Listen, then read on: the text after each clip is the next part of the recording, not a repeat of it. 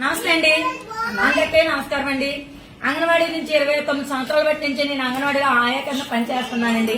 కానీ పిల్లలకి నెలకి 200 రూపాయల చొప్పున కాంచి కూడా చేసుకొచ్చండి. బయటికి వెళ్తే 300-500 ఇస్తున్నాను పొద్దుట మనం కష్టపడితేనే.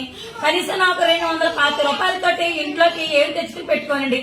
పిల్లలేమో వంట చేసుకోవాలా, బయటికి వెళ్ళాలా, గుద్దలు కడగాల, వాళ్ళకి దొడ్డికి తీసి బయట శాండాలం చేస్తుంటారు, కడగడం చేయడం అంత నిజంగా చేసుకొచ్చండి ఇప్పటి వరకు కూడా. పిల్లలకి మాకు 200 కానించి కూడా 30 సంవత్సరాలు పెట్టించి ఇలా సేవ చేస్తున్నారు. సరే మాకు కనీస వేతనం కూడా తెలంగాణలో ఇచ్చేటంతా కూడా అదనంగా జీతం కూడా మాకు ఎన్నాడికే ఇస్తున్నదండి ప్రభుత్వము. ఇంతకంటే మేము ఏం చేస్తామండి? నెలకి 7,000 రూపాయల జీతం అంటున్నారా? ఆ జీతానే సరే మాకు సరిగా కూడా నెల కూడా రావటం లేదండి. ఇంకెత్తి చూస్తేనేమో 2,000 రూపాయలు కట్టవలసి వస్తుంది. కరెంటు బిల్లు 700 రూపాయలు కట్టవలసి వస్తుంది. నెలంతా కూడా 7,000 రూపాయలతో ఎలా పోషించుకోవాలి? పిల్లలు చూస్తేనేమో పెరుగుతున్న భర్త పోతేనేమో లేదండి. ఆ ఇద్దరు పిల్లలకి కూడా ఎలా పెట్టుకోవాలి, ఎలా చూసుకోవాలండి?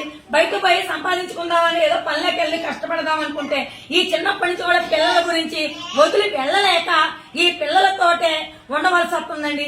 పిల్లల్ని అలా అలా అలా పిల్లల కానించి కూడా ఆడ పిల్లలు కూడా నాకే అప్పచెప్పి స్కూల్లో ఇంత రన్నింగ్ అవుతుందండి.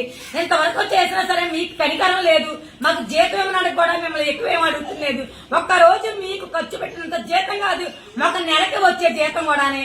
అలాగేంటంటే మీరు కూర్చుంటే 1,00,000 రూపాయలు మీకు రోజుకి కుర్చీకి, అలాగే మాకు నెలకి కూడా ఒక 10,000 రూపాయలు కానించి 15,000 రూపాయలు కూడా ఇమ్మని కూడా అడుగుతున్నాం. మాకు కనీస వేతనం పెంచండి. లేకపోతే పిల్లల్ని తీసుకుని మీరు మీ కళ్ళతోటి చక్కగా అంతరంగా చూడండి. మా పిల్లలు ఎలా ఉన్నారో, ఏం చేస్తున్నారో, వాళ్ళ అభివృద్ధి ఎలా ఉన్నారో, వాళ్ళ తల్లిదండ్రులు కూడా మాకు ఇక్కడ తీసుకొచ్చి పిల్లలు బాగున్నారమ్మా, బాగా చెప్తున్నారు అని మా ఈ అంగన్వాడీకి తీసుకొచ్చి చెప్పాను. చూడండి, పిల్లలు చూడండి, వాళ్ళ సహనాలతోటి వాళ్ళ గోళ అల్లరి అన్ని భరించి ఈ 210 రూపాయలకి కూడా మేము పని చేస్తున్నామండి.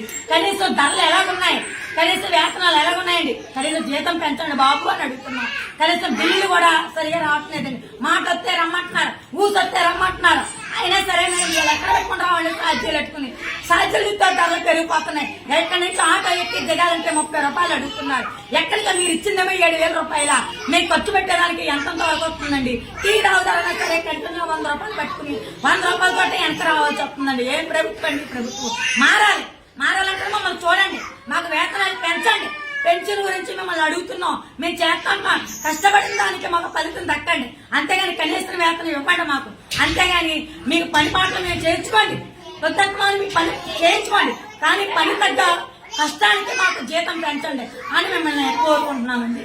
పలానా ఏళ్ళ పనులు